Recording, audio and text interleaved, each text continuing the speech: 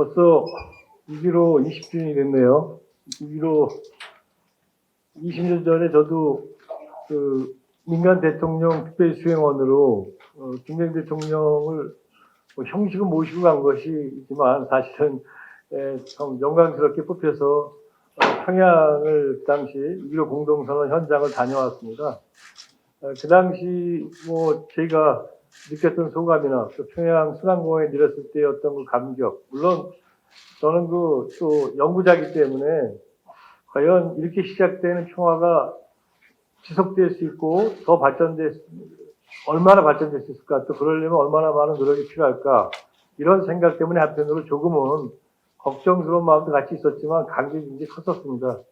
그리고 20년 지났는데 지금 보면은 남북관계 관련해서 또 한반도 정세 관련해서 굉장히 여러 가지 좋은 요소들이 많이 있지만 지금 현재는 굉장히 불안정한 상태, 그리고 다들 아시는 것처럼 평화와 대결이 교차하는 상황에서 지금 오늘 우리가 불안하게 하루를 보내고 있습니다.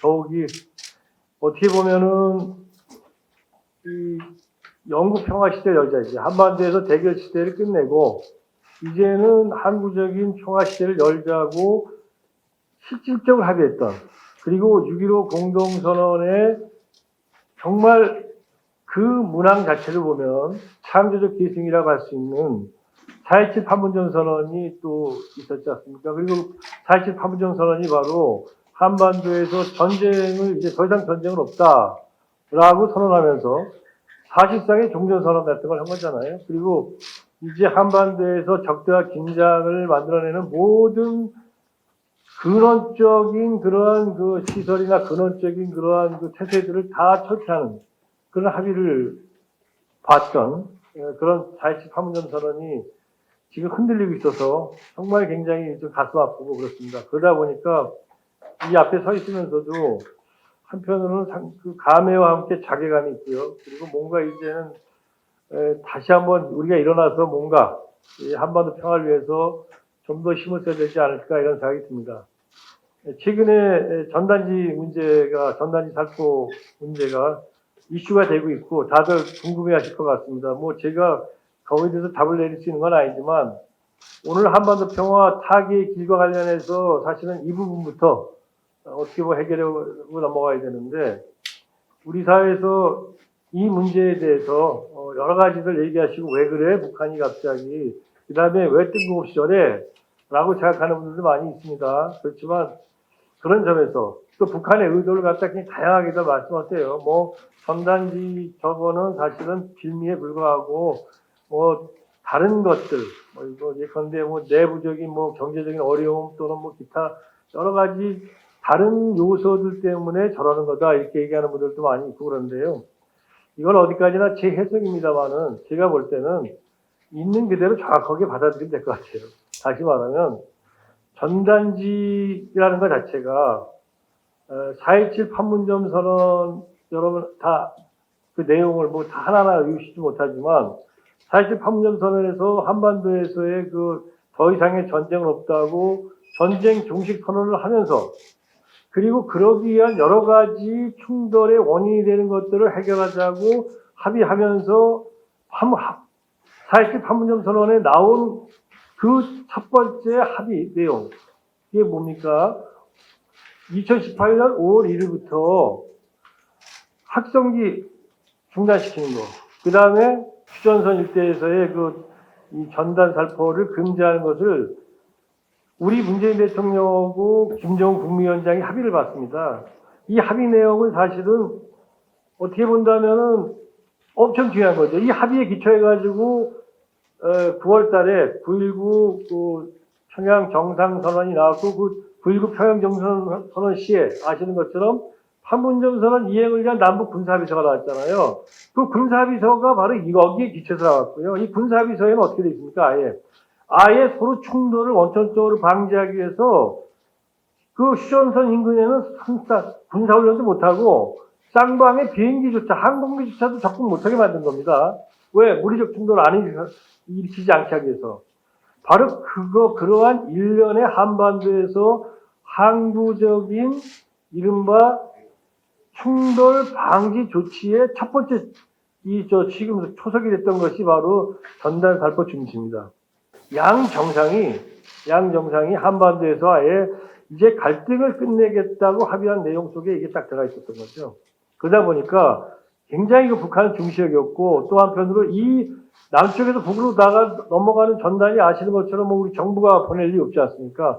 탈북자들이 그걸 보내고 있는데 그 내용 안에 여러 가지 있는 거 다 아실 겁니다.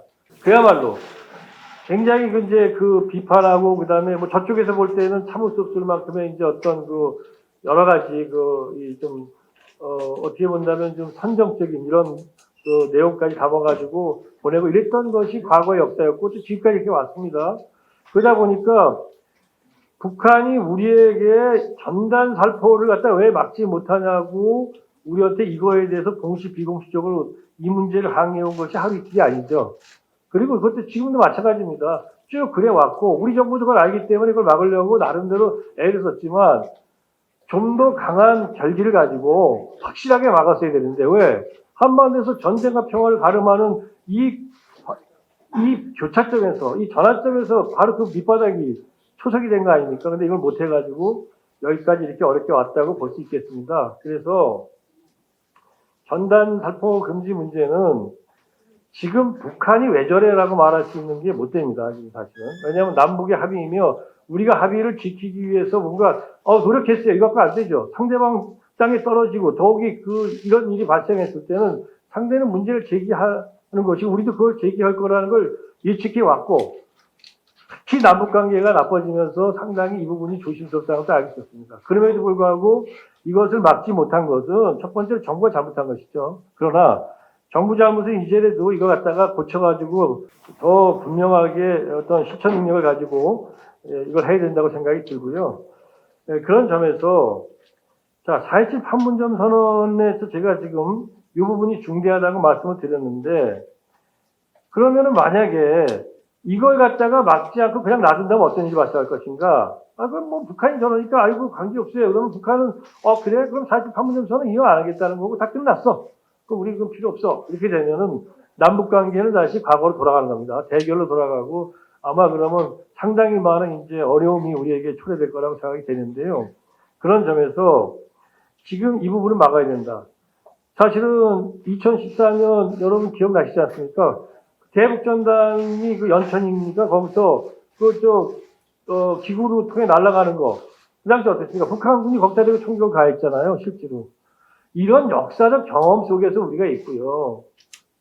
그렇기 때문에 이거는 무조건 막았어야 되는 거고 지금도 마찬가지입니다. 지금 여기에 대해서 뭐 여가 있을 수 없고 야가 있을 수 없죠. 왜? 이 문제는 한반도의 거주민들, 특히 우리 국민들, 대한민국 국민들이 얼마만큼 전쟁의 위협 공포로부터 벗어나서 또 이제는 남북 충돌의 그런 걱정에서 벗어나서 안전하게 살 것인가, 그 다음에 평화를 누릴 것인가에 대해서 관련돼서 첫 번째로 일단은 전제 조건이 되는 거였거든요. 그 다음에 접경지 주민들이 볼 때는 이걸 목숨이 왔다 갔다 하는 거잖아요. 근데 그것이 탈북자들이 그 기구를 날리는 것에 대한 그 권리만큼 그 권리보다도 못합니까? 우리의 생명과 평화가? 나는 이 정부가 얘기해야 된다는 겁니다. 평화도 인권이다. 우리가 이렇게 불안정한 이 한반도에서 우리가 우리의 그 불안정한 삶을 넘어서서 평화를 만들고자 하는 노력이 지난 수십 년간 계속되어 왔고 이것이 안 되면서 수많은 우리 장병들이 비무장지대 휴전선과 그다음에 NLL에서 사실은 희생되어 왔습니다. 남북의 갈등으로 충돌로 이걸 다 막고 새로운 미래를 만들어 가자는 것이 바로 남북의 합의인데 그러기 위해서 전단 살포를 금지하는 것이 여러분 그게 그러면 불법입니까? 아니면 탈북자들이 날리는 그 전단의 그 권리 그거에 비하면 훨씬 더 그 가치가 떨어지는 일입니까? 저는 이거 물어야 된다고 생각합니다. 그래서 저는 정부만이 아니라 도대체 국민들이 왜 민주당에게 177석을 갖다가 몰아줬는지, 물론 해석은 다릅니다. 저는 이렇게 해석합니다. 물론 여러 가지 일에서는 당연히 겸손해야 되죠. 거대 정당이니까. 그렇지만 뚫고 나가야 될 부분, 남북 관계를 갖다가 개선하기 위해서 북한하고 협상하고 이러는 것들이 지금 국민 감정이 북한에 대해서 어쨌든 간에 별로 안 좋아요. 그러다 보니까 그런 것 자체가 결국 여론의 눈치를 보게 되고 어쩌면 지지율을 갖다 깎아먹는 일이 될지도 모릅니다. 그러나 그것을 넘어서서 결국은 남북 관계를 개선하고자 하는, 그 다음에 우리가 북한과 한 합의를 최소한 지키고자 하는 의지를 가질 때 한반도에서는 평화가 오는 것이고, 그렇게 될 때는 우리가 지금보다는 담대한 조치를 취해야 됩니다. 담대한 조치를 취하면 처음에는 설왕설래 논쟁이 많겠죠.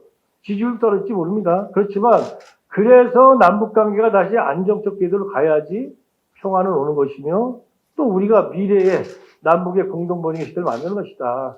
그런 점에서 저는 보다 더 우리에게 각성이 필요하다고 생각이 됩니다. 그래서 기본적으로 이 정부가 정말 뭐 대북전단 살포를 금지하는 법안을 만들어야 된다. 그것도 자꾸 옆으로 무슨 뭐 아주 본질을 얘기해야 되지. 그건 뭐 여러 가지 남북관계 개선과 관련된 법률을 만드는데 그 안에다 집어넣을게요. 그거 말고 집어넣고 그거 좋다 이거야. 그렇지만 이 대북전단 살포를 분명하게 금지한다는 거 하는 법을 만들라 이겁니다. 아니 만들지 않고도 금지시킬 수 있는 길이 있으면 하고, 근데 지금까지 해보니까 그거 안 됐잖아요. 안 됐으니까 만드는 거죠. 이 정부들 안 해보려고 했겠습니까?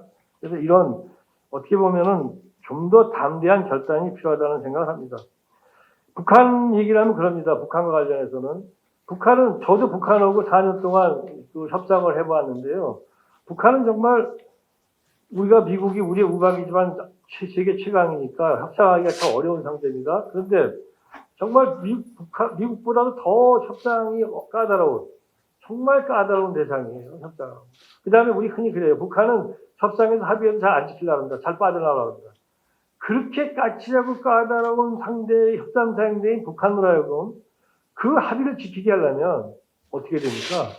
우리가 한 합의는 무조건 지켜야 돼요. 우리가 한 합의를 지키지 않으면서 지금 얘기하고 있어요. 지금 우리 통일부가 얘기하는 게 뭐냐면 남북 합의를 지키기 위해서 우리는 연락사무소 지금 오늘 조실 때 끊어졌지만 계속 전화해보겠다.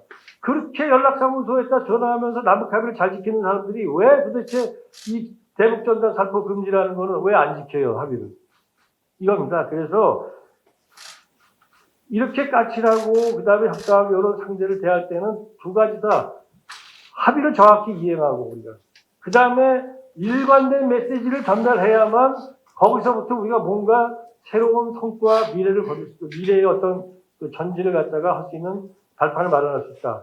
그렇지 않고 그냥 이런 식으로 그냥 대충 넘어가면은 그거 얻을 수 없습니다. 그런 점에서 합의는 반드시 지켜야 합니다. 그리고 이 전단 살포 문제는 북한이 저렇게 이제 격렬하게 나오고 막갈 때까지 가니까 그제서야 저게 뭐야? 그리고 쟤들 왜 저래? 이렇게 얘기하지만 사실은 저거는 어느 정도는 예비돼 있었던 거다. 정부가 되고 있어요. 왜? 계속적으로 이렇게 에스컬레이트 돼왔거든요. 이 문제가. 그래서 이거는 지금이라도 막아야 되고 막기 위해서 정부가 최선을 다해 노력을 해야 된다. 그러면 어떤 거냐? 정부 입장에서는 이미 2년 전에 4.17 판문점 선언이 나왔을 때 이걸 갖다가 이미 막으려고 노력을 했어야 됩니다. 물론 그 당시에도 법제화하려고 애를 썼지만 잘 안 됐습니다. 그 다음에 그 탈북자들이 가서 전단 띄우고 막 이러는 거에 대해서 그 기구 띄우는 걸 갖다가 가서 경찰이 막으려다 실패하고 그랬잖아요. 자, 실패하면 안 되는 거예요. 어쨌든 합의한 거니까. 그러면 무조건 막았어야 되고 못 막았다면은 어쨌든 지금까지의 상황은 우리 정부가 잘못한 겁니다. 그런 점에서 정부는 지금 수많은 비판들, 야, 북한 눈치 보는 거 아니냐. 국민들이 보면 어쨌든 간에 야당이나 비판 세력이 보면 딱 그렇게 말하기 좋게 돼 있잖아요. 그런 비난을 감수해야 된다. 감수가 오고 지금 금지법 만들고 나가는 것이 그게 정도고, 그렇게 해서 이 상황을 뚫고 나가면 저는 남북관계가 보다 탄탄한 초석 위에 비 오는데 땅 묻는 게 나올 수 있다. 그렇지만 이거 갖다가 대충 얼버무리고 나가면은 문재인 정부 아래에서 남북관계는 이제 끝이 났다 이렇게 얘기해도 된다. 이렇게 보고 있습니다. 그래서 좀 더 담대하고 확실한, 그리고 정부가 굳이 그동안 2년간 해야 될 것 같다가 하려고 애를 썼지만 안 됐어요. 안 됐으면 안 됐다는 건 인정하고 거기서 얻어맞을 수 있는 거 얻어맞고 그러면서 제가 할 일 하고 이렇게 이번 일을 갖다 처리해 나간다면 저는 기회가 있을 거라고 생각합니다. 그 기회라는 것이 굳이 일부러 업주 남북관계 개선하고자 하는 것이 아니고 이 어려운 한반도의 이 정세 속에서 우리가 어떻게 평화를 증진하고, 정말 코로나 상황이 얼마나 어렵습니까? 이 속에서 향후 한국 경제가 대단히 어려워질 텐데 역시 우리는 아무리 경제가 어려워도 북방을 쳐다보지 않고 있습니다만은 지금처럼 북한이 경제적으로 개혁하고 개방으로 나아가고 국가 운영 기조 자체를 갖다가 지금 현재 군사 중심에서 경제 건설 중심으로 바꾼 이런 국정 운영 기조의 전환이 있고 자원 배분의 우선순위가 군사 분야에서 경제로 넘어가는 이러한 대전환 관련 상황에서 오로지 북한 핵 문제의 진전만 있으면 우리는 남북 경협, 그 다음에 우리가 그동안 한 번도 실현해보지 못한 국방경제, 중계 동북삼성과 한반도 남북한 연해주 극동이 합쳐지는 새로운 부가가치 창출을 통해 가지고 대한민국의 이 어려운 코로나 이후의 한국 경제를 갖다가 다시 한번 끌어올릴 수 있는 동력이 된단 말이죠. 여기까지 가는 거. 사실 이게 얼마나 중요합니까? 이 가는 거에 지금 이 전단지 문제가 사실은 그 출입의 발판입니다. 사실. 이런 관점에서 이 상황을 보고 이런 관점에서 오늘을 대처할 필요가 있다.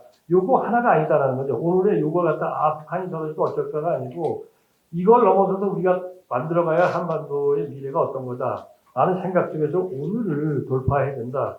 라는 생각을 합니다.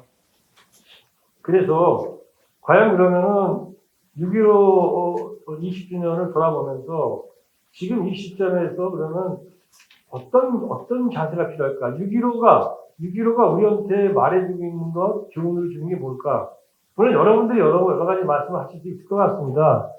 저는 이런 생각을 해봅니다. 지금 요즘 많이 고민하는 건데, 자, 우리가 그 과거 2018년 평창올림픽이라는 그 중대한 평화를 상징할 수 있는 이 올림픽을 계기로 해가지고 한반도에서 평화국면을 여러 번 본 적이 있습니다. 그때 이제 북한 김정은 위원장의 어떤 전략적 결단, 트럼프 대통령의 또 전략적인 결단이 어우러져가지고 여기까지 왔죠. 정세가 조성됐습니다. 조성된 정세를 갖다가 우리가 그 속에서 기회를 포착을 했습니다. 그래서 나름대로 우리가 중재자로도 역할을 잘했죠. 그러나 그 뒤에 북미 간에 이렇게 한 문제가 부착되고 어렵습니다. 지금은 정세가 꽉 막혀 있습니다. 지금까지 우리 문재인 정부가 보여준 것은 만들어진 정세 속에서 기회를 포착하고 그걸 통해 가지고 상황을 진전시키고 이래 왔습니다. 잘했습니다. 그렇지만 지금 보여줘야 될 게 뭐냐? 김대중 대통령께서 6.15 공동선언을 만들어냈던 2000년 6월을 생각해보면 김대중 대통령은 한반도에서의 이 90년 전에서 세계사적으로 냉전이 해체됐지만 여전히 계속되고 있는 이 대결 구조, 이 갈등 구조, 전쟁의 위험을 안고 사는 한반도를 갖다가 평화와 협력의 그런 한반도를 만들겠다는 그 철학이 98년 그분이 심을 때부터 있었고 그렇기 때문에 김정일 국방위원장을 만나서 내가 이거 만들어야겠다. 오로지 한 일념을 갖고 애를 쓰다가 2000년 6월 달에 이게 성사된 겁니다. 아시는 것처럼. 무슨 얘기냐. 교착되고 어려운 정세를 갖다가 좋은 정세를 만들어내보자는 힘. 다시 말해서 평화 분위기 조성을 기다리는 게 아니고 한반도의 당사자로서 대결 정세를 평화 정세로 만들기 위해서 주동적으로 남북관계에서 나서고 역사의 물줄기를 바꾸는 이러한 것들 힘, 그 다음에 이러한 어떤 의지와 결단과 실천 능력, 그 다음에 창조적인 상상력 이런 게 필요하다. 이 지점이 이 부분에서 우리가 6.15 공동선언이 우리에게 말해주는 것은 이 땅의 운명은 이 땅의 주인은 우리 때문에 어차피 이 당사자인 우리가 이 운명의 땅에서 결국은 이렇게 교착되고 안 될 때는 우리가 나서서 운명 예측은 안 된다. 되건 안 되건 어쨌든 간에 뭐 어떤 결과가 나오건 한번 그건 해보고 우리가 끝나야지 이렇게 끝날 수 없다. 이런 생각이 이런 자세가 필요하다는 생각을 해봤습니다. 한 가지 더 말씀드리면 이 상황에서 어떻게 그러면 뭐를 갖고 이 상황을 타개할 것인가. 제 생각에는 어쨌든 간에 다들 그렇게 느끼시겠지만 전단지 문제는 아까 말씀을 제가 드렸고요. 어떤 식으로 가는 게 됐다라는 의견을 말씀드렸고, 전반적인 남북관계나 대북정책의 방향은 코로나19 사태에 맞춘 그런 대북 전략을 갖고 왔겠다. 지난 3월 17일에는 김정은 위원장이 현장에 나와서 그 환영 착공식에 나오고 착공식 기공 식사까지 했습니다. 평양종합병원 건설. 평양종합병원 건설을 하는데 저는 지금까지 북한 공부를 꽤 오래 했는데요.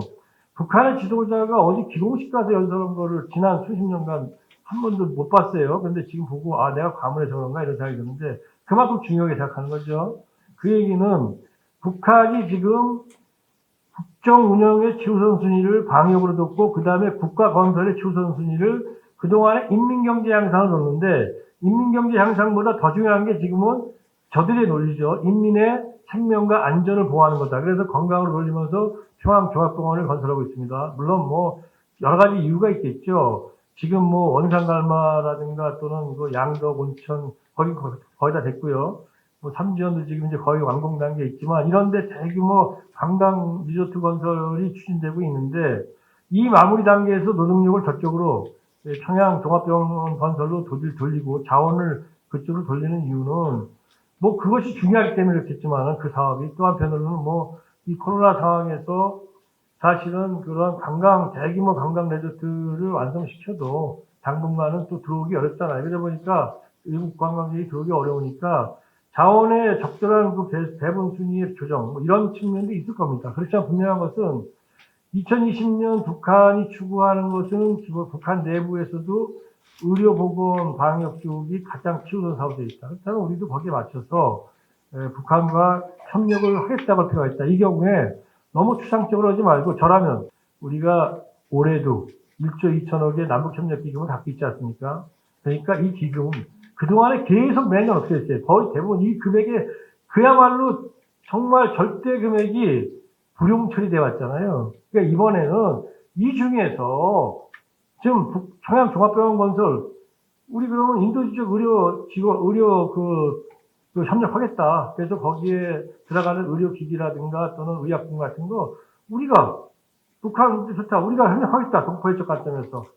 그러면 제가 볼 때 한 2억 달러 정도면 충분할 겁니다. 예컨대. 그럼 담대하게 해봐라. 그렇게 제안을. 무슨 뭐 북한에 대해서 코로나 진단키트 주겠다. 방역하겠다. 의료보건하겠다. 이렇게 추상적으로 얘기하지 말고 맞춤형으로 얘기해라. 맞춤형으로. 그럼 북한이 그때는 좀 다르지 않겠나. 이렇게 주장을 했는데 뭐 지금 의외로 다른 쪽에서 전단지 사건 때문에 상황이 좀 악화돼서 조금 시간이 걸릴 것 같습니다. 자, 공영을 위한 이제 거리협력으로서 의료보건 협력을 말씀을 드렸고요. 또 하나는 2032년에 남북한이 공동으로 하계올림픽 개최를 한 거. 이 부분에 대해서 우리가 나름대로 협력을 하자고 할 필요가 있다. 물론 이러기 위해서는 남북 정상이 뭐 판문점 같은 데서도 원포인트 회담 같은 거 해야겠죠. 지금 정세에서는 언감생심 말도 안 되는 것 같지만 이 전단지 문제를 잘 극복하고 평화의 초석을 이 나름대로 붙인 다음에 그래 나가자는 거죠. 그러기 위해서는 말씀드린 이런 두 가지 사업에 대해서 교류협력에서는 얘기를 해야 되고 평양 9.19 공동성명 남북 군사합의서에 나와 있는 내용 있지 않습니까? 이거는 어떤 경우에도 남북이 군사적 충돌을 하지 않게 하기 위해서 만든 장치입니다. 다시 말해서 9.19 평양 공동선언에 나와 있는 남북 군사합의서 내용을 이행하는 거. 이게 또한 축이 돼야 된다. 이 부분에 대해서 우리가 이거 뭐 지금 당장 코로나 해가지고 이게 안 될 이유가 없는 거 아닙니까? 그러나 지금 이것들이 다 끊어져 있습니다, 사실은. GP 철거하는 것도 뭐 지금 시범 케이스 하다가 끝나지 않았습니까? 자, 이렇게. 그러니까 교류협력 쪽에서는 의료보건과 그리고 2032년 동계올림픽 개최에 대해서 추진할 필요가 있지 않냐. 그 다음에 군사 분야에서는 이 군사 합의서, 이걸 이행하는 문제를 충실히 해야 된다. 그리고 남아있는 게 비핵화입니다. 사실 가장 정말 되돌아봐도 정말 많은 사람들이 아쉬워하는 것이 평양 공동선언에 나와 있는 이 김정은 위원장이 문재인 대통령에 대한 약속들. 미국이 상응한 조치, 6.12 북미 정상 공동성명에 기초해서 상황한 조치만 좀 취해주면 어떻게 한다 그랬습니까? 영변인 핵시설 다 포기하겠다 그랬잖아요. 그 다음에 그 이전에 요 상황이 그대로 가면 김정은 위원장 얘기가 동창리에 있는 ICBM 발사를 갖다 가능케 하는 그 엔진 시험장, 그거 폭파하고 거기를 발사대 폐기하겠다는 거 아니에요. 그것도 전문가들, 즉 사찰을 받아가면서.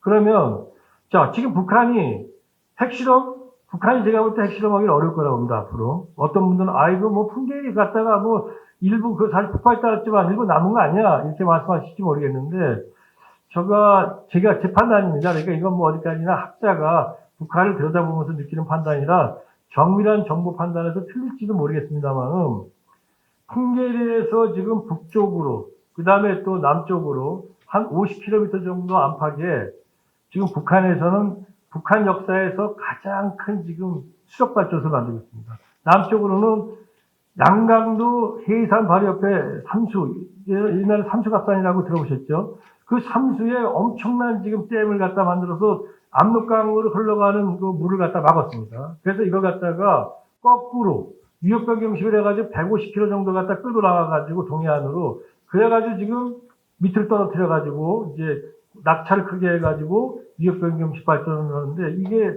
아마 엄청난 발전 규모인데 북한에서 풍계리 핵실험장을 폭파한 다음에 지금 쭉 이 작업을 해오다가 이 작업을 갖다 굉장히 빠른 속도로 하고 있습니다. 이 작업의 상당 부분이 뭐냐면 이 물이 들어가는 도수관의 대부분이 뭐냐면 저거 터널입니다, 터널. 산을 뚫고 들어가야 되는 거죠. 그 다음에 이 풍계리의 또 위에는 여러분 뭐 요즘 북한에서 많이 나옵니다만은 어랑천이라는 하천이 있는데 그 하천에다가 또 댐을 막지 않았습니까? 그러다 보니까 지금 만약에 거기서 북한이 핵실험을 한다고 해서는 풍계리에서 이 두 개의 수력 발전을 위해서 지금 막 하고 있는 이것들에 대한 안전을 담보 못하는 거잖아요. 그러다 보니까 그래서 북한이 핵실험장을 아예 폐기시키고 아마 지금 저쪽 수력 발전소로 가나보다 이런 이제 제 판단인데 그러다 보니까 북한이 핵실험은 어려울 것이다. 여러 가지 면에서. 그 ICBM만 남았는데 ICBM 발사장인 동창리 발사장을 갖다가 폐기하겠다 그랬잖아요. 그것만 폐기했어도 지금 우리가 북한이 ICBM 발사 때문에 모은다는 얘기에서 덜덜 떠는 걸 덜 떨 수 있었을 거예요. 물론 뭐 다른 데 있지 않냐는 모르지만 그러나 그야말로 미국까지 도달하는 그 정도의 발사를 하기 위해서는 동창리에서 하지 않습니까? 바로 이런 점에서 9.19 평양 공동선언에서 했던 이 합의, 이 비핵화 관련된 문재인 대통령에게 김정은 위원장이 하겠다고 했던 합의, 이 합의가 트럼프 대통령에 의해서 무시됐습니다. 트럼프는 제가 볼 때는 뭐 한반도에서 이 북핵 문제 해결할 의지가 있다고 생각하지 않아요. 그냥 자기가 적당히 이용할 만큼의 그런 장사 속에서 하고 있다는 생각이 드는데, 그러다 보니까 문재인 대통령한테 김정은 위원장이 선물로 저걸 준 거지, 저 무슨 그 9.19 공동선언에 나와 있는 저 합의가 나하고 상관있어. 내 거 아니잖아. 그러다 보니까 이 남북 공동선언 합의를 갖다가 너무나 우습게 만들고 헐값을 만들어버립니다. 그러니까 저거 무슨 뭐 영변 핵시설 뭐 저게 뭐 얼마나 가치가 있다고 이런 식으로 미국에서 미국 조야가 이제 같이 평가가 전환했어요. 그러고 와서 지금 문제가 되니까 영변 핵시설이 위험하다 또 이렇게 얘기하고 있어요. 그래서 여전히 9.19 평양 공동선언에서 나온 이 합의, 이 북한 핵 문제와 관련된 문재인 대통령과 김정은 위원장 사이의 이 합의는 이건 너무나 중요한 거다. 이것만 다 폐기시켜도 정말 한반도에서 새로운 미래가 온다. 그래서 이렇게 네 가지. 남북 군사합의. 물론 네 가지가 다 쉬운 건 아니지만 남북 군사합의. 그 다음에 비핵화 9.19 공동 평양선언 합의 이행. 그리고 의료보건 협력. 이 의료보건 협력은 아예 구체적으로 담대하게 제시해야 된다. 그리고 2040년 하계올림픽 공동개최. 이렇게 네 가지 거를 가지고 한번 밀고 나가보자. 그러나 이걸 밀고 나가려면, 어쨌든 지금 상황에서는 문재인 대통령과 김정은 위원장 사이에 다시 한 번의 회담과談判이 있어야 되는데, 그런 것들이 지금 어디 가능하다고 생각이 되겠습니까? 그런 것들을 가능하게 만들기 위해서도 지금 비록 문제는 터졌지만 전단지 문제를 우리가 슬기롭고, 그 다음에 결단력 있게 해결해 나가는 거, 이게 매우 중요하다. 그 위해서 이제는 주인답게 한반도가 어디로 갈 것인가, 한반도 운명의 당사자 우리 아닙니까? 그렇기 때문에 우리가 보다 더 이제 교착된 정세를 타개하겠다는, 만들어진 정세에서 기회포착하겠다는 그런 관성에서 발표해서 이제 뭔가 만들겠다는 그런 어떤 결의를 가지고 남은 기간, 특히 앞으로 1년입니다. 이제 사실은 이제 뭐 여러분 그다음 대선 국면으로 들어가지 않습니까? 노력을 해야 된다. 그리고 그런 노력에 시민사회가 강력하게 문제를 제기하고, 특히 전단지 문제는 이거 우리의 생명과 안전이 걸려 있습니다. 그 다음에 우리의 미래가 걸려 있습니다. 이런 점에서 무엇이 우리 공동체를 위해서 필요한 것인가, 무엇이 우리 공동체를 위해서 이건 양보될 문제인가, 양보될 것인가, 여기에 대해서 자신 있게 얘기해야 된다고 생각합니다. 예, 감사합니다. 마치겠습니다.